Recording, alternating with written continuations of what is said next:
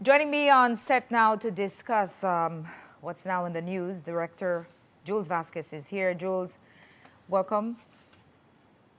What do you think of the decision? I think it is both unwise and unlawful. Okay. I think it is unwise because I do not believe that Speednet has presented suitable, what any bank would ask for. What's your earnings? What's your profit and loss? What's your projection? What is the long-term prognosis? What's your liability? What matters are unresolved with the regulator maybe that could have a material effect on your finances? I do not believe that information was sufficiently provided. I am reliably informed that it was not. Michael Ashcroft met with this board in April, with Social Security Board, in April, because Social Security was a hold up. And he met virtually. He met with them in April. And he made it clear, you're not buying the asset, you're buying cash flow. You're buying cash flow. Don't look at the asset. Right. Don't look at the asset. Look at the cash flow. And that's what this is being promoted as, strictly cash flow. But I want to stress, it is subsequently unlawful because our laws prohibit anything that limits competition. This is effectively creating a monopoly. The Minister of Public Utilities can call all he wishes to about all the internet providers out there. They do not present a major infrastructural equivalent of BTL or Speednet. They do not have the reach or the scale. Section 19.5 of the Telecommunication Act says specifically, any attempt to consummate an acquisition without the prior approval of the Public Utilities Commission is unlawful. Right? Also, it also says Section 42.4 of the Telecommunication Act, where BTL and Smart are the only full-service providers in Belize, that transaction would eliminate, effectively eliminate competition in the market and result in a monopoly which our laws do not allow. Our laws expressly do everything to say that is not allowed. Right. Why is that? Why is that? Because consumers, we have agreed in the Caribbean and in Belize, consumers must have a choice. The country must have redundancy. We cannot create a monopoly because it goes against the interests of the public and the consumer if you create a monopoly. That's why the law is explicit. BTL's employee bulletin / press release makes no mention of PUC. Then even study PUC. So, allow me to finish. Right. The Treaty of Chaguaramas, which binds us in the CARICOM sector, which binds us, that treaty makes it clear that we must have competition. We have signed on to that treaty. The state can be taken to court for defying the explicit statement of the treaty, which says that it prohibits agreement that restrict or distort competition, and it prevents the abuse of dominant positions in the market. So it is unlawful. Which answers the question, because I was about to ask about the illegality of it, if you're foreseeing a legal battle. I don't know where it's going. Let's look at it in the more immediate short term. Let's understand what's happening here. The finances, the Briceño family, we cannot ignore this. The Briceño family, which includes the Prime Minister as a family member, the shareholders, they say, are Jaime and Renan Briceño, fine. But it is a Briceño family interest. It is the Prime Minister's family. They stand to gain from this sale $18 million. The total sale, let's be clear, is $80 million. $62 million to the Ashcroft Alliance, and 18 million to the Briceño family. This, in my mind, is a manifest conflict of interest since the Prime Minister appoints everyone, all of the members on the Public Utilities Commission, which is the regulator. The Prime Minister, I have said here before, I verily believe, has reached out to sympathetic board members in the past to persuade them to support the acquisition. Let us be very clear, this crept up on us because the last time you and I sat here in the room was in December and January, when we were the ones ringing the alarm, and we rang it so loud. It was shelved for a bit. It was shelved, and Cordell Hyde gave his very famous speech at the PUP National Party Council. He said, this is not the PUP, you have to consult with the people first. Well, BTL says in its recent letter to the NTUCB that it has done the consultations. I certainly do not know that they have done the consultations. I have not seen for myself any consultations. Perhaps I don't follow BTL closely, but I do not know that there have been that there have been consultations. So what is the consequence of this? The consequence of this is that we're already seeing it. This could have a crystallizing effect on the opposition against the government. The Briceño administration is not popular right now. They are widely seen as corrupt. But the opposition is possibly less not popular than even the ruling government. But there's a lot of public frustration, allow me to finish. So this could crystallize opposition to the government, number one. Right. And we saw it already today. For the first time that I have been in the House, 30 years, I saw the opposition and the independent senators join common cause. Unified bloc. Unified bloc, except for the shameful performance of Louis Wade. And I will get to that, because I thought that the Christians would go in the church and overturn all the tables to chase the thieves out of the temple. But allow me,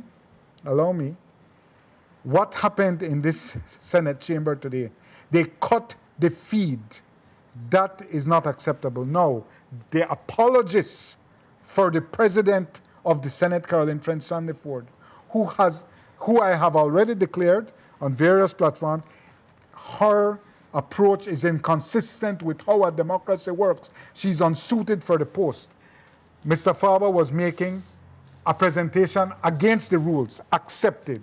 He was out of line. She suspended the sitting. And they cut the feed for everybody who was watching. Cut the feed. This is the line made famous by Mike Redon when the PUP won. This is the line made famous by Mike Perifit when he said, clear the chamber, and I was in that house in 2016 and we had to fight. Let me explain to you what has evolved since 2016. Let me explain. Can we bring it back though to the question? Hold on, I have to finish with the Senate. Please forgive me. Indulge me. This is an affront to free speech. It completely undermines the agreement we made with Madam Speaker that we will withdraw our cameras from the House because it creates a lot of clutter. And we will allow the feed, the government-sponsored feed. We were fools to allow them to control this feed because they control it in the interest of the state, whoever the ruling party is. So suppose Patrick Faber to be thrown out. You wouldn't have seen it. Absolutely. Apart from the cell phone cameras. Suppose we hadn't fought to stay in the House and they hadn't captured Julius Espat being dragged out. History would have lost that. So that is a shame. It's a distraction, but I'm showing you how the sides are joining. The union and the opposition is joining. The social partners put out a statement. So this is leading. It has a unifying effect. And that is dangerous for the government, but I honestly don't think the Prime Minister cares.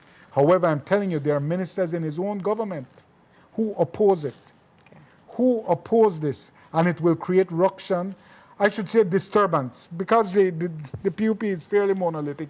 It will create a disturbance within his own party that he will have problems with down the road, because when they say, what was the breaking moment? What was the moment of a loss of confidence? It will be Speednet. It will be the acquisition of Speednet. For some in the PUP, it's unbelievable that they're going ahead with it. Please. So Speednet is that's a consequential moment for Belize. But to come back to the fact of where you say that it is illegal, what legal or regulatory hurdles still remain, and are we really looking at a legal battle? Like, how real is that? Well, I'm Is it too saying early to tell? that the legal battle to me is in the ether, or it's in the Right. future. What is happening in what the immediate consequence now is a crystallization of the opposing forces to the government. Also, it hardens resentment within the government. I believe there are ministers who have spoken against this creation of a national monopoly. I believe Francis Fonseca has spoken against it. I believe Henry Charles Usher has spoken against it. I believe Karim Musa they have all spoken against it. Right. It puts them in a position now. What side are you on? What side are you on? And it has a consequential effect. It may have a consequential effect even on the upcoming PUP Municipal Convention. So I'm saying that indeed there may be a legal challenge, but that will take months to resolve. But isn't that important if you say it's in conflict of the Chagaramos? Yes. The law of Chagaramos. Right. It's in conflict of the treaty. It's in Treaty, blatant conflict of our domestic law. Course. But that I'm saying they don't care. Okay. Because they run things don't run them. I'm trying to explain how they approach it. Obviously, if you will do this and not even mention the PUC, that it's pending approval of the PUC. No, it's not. So PUC sent out a statement saying, well, it still requires our approval. They don't care. We just did it. How's that? How's that for y'all? How's that? How you like them apples? That's what they're saying. They don't care. The protest that we had outside, the protests, the senators, the protests outside of BTL, is that likely to change anything, or it's just a done deal? No, I'm saying that I can't imagine they're going ahead with this. The political peril is so great. I will tell you, there are people in the UDP who love to fight amongst each other who are questioning what Tracy made the door there because they say you're going too soft. Yeah. You should have stepped to that breaking windows. You should have stepped to that with all militant force. And they don't believe they stepped to it like the UDP should. Now, you know, those are tough decisions to make.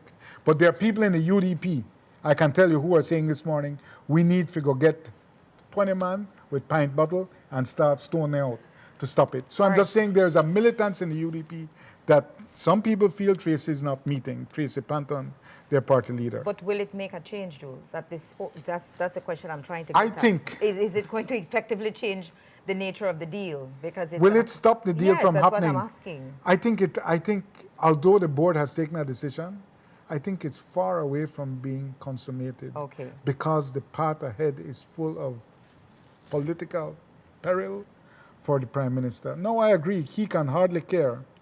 I really do think he hardly cares. But there are those in the PUP who do care greatly and whose family does not stand to make $18 million. What is the one question that we, as the public, should continue demanding an answer to? I think that on whose authority are you going to do this? Where is the regulator? The regulator is there to protect the public. Right. So where is the regulator? Where is the PUC? Although it's all appointed by the Prime Minister, you all won't even pay that. I mean, I wrote they had time to submit your objections. I wrote a 3-page letter of objection because I feel a telecommunications monopoly threatens freedom of the press. I really think it does. Indira, when you take off somebody and they say, pull the plug on Channel 7, and you don't have no alternative, what are you going to do? Who are you talking to? Pull the internet. Who are you going to be talking to? Off your cell phone? I've been there. So we're operating rogue right now? No, it is still a far ways ahead from being consummated. But this is a major hurdle. And I won't take my eye off the chairman of the board of BTL. He delivered, because he delivered because, he was on a heavy pressure earlier this year. Some people said he wouldn't last. I know I said that. But he delivered the deal. And we want to stress, these are the board members that voted for it. We want to go through it. The ones who voted against, Mr. Alan Pollard, voted against. Anissa Perdomo, her picture isn't there. She voted against. All the others, except for the corporate secretary, who doesn't have a vote, voted in favor. That is Chairman Lizarraga, Deputy Chairman Jorge Melina Espat, Jose Urbina, member, Eric Yuse, member for the small shareholder. Anissa voted against, Anissa Perdomo voted against. Melissa, corporate secretary, doesn't vote. Moises Cal, a good PUP, voted in favor. The Prime Minister CEO, Nara Garcia, of course, voted in favor. Marilyn Young, a faithful PUP, of course, yes, and Arturo Lizarraga, representing the Social Security Board, voted in favor. Remember, he took the place of Chandra Nisbet Cancino, right? Okay. Or Imogen Habet, I believe, and Anissa took the place What of Chandra. happens next? What happens next? I think that I really think instinctually I feel that the government or the government will have to intervene, or PUC will have to intervene and start to pat the brakes on this. Perhaps I'm being naive, but I can't imagine they go ahead and move to consummation, but that Michael Ashcroft will deal with. He does not engage in acts of symbolism. He wants the real thing, even if it's raw. I am telling you, they made this decision without having the proper information. They made this decision without an independent assessment. I stressed you, and Mr. Ashcroft told them at that meeting in April, there will be no independent assessment. See the cash flow here? This, I want to stress, is a deal where the seller is setting the terms. When there is a deal in front of you, you are the buyer. You decide if you want to buy. This is the seller dictating the terms. This is the seller dictating the sale. This is the seller's sale. This is not the buyer's sale. When you buy, it's because you have an interest in buying. Nope, it's a seller who has an interest in selling, and you go and buy it. Did you have anything else to add, Jules? We have to wait and see what the days ahead have. But I just wanted to clarify a few points. But yeah, we'll see how it goes. Well, the acquisition may be approved, but the debate is clearly far from over. Yes, indeed. All right, so thank you, Jules. We'll be following up with the development as it heads into the next days and weeks for sure.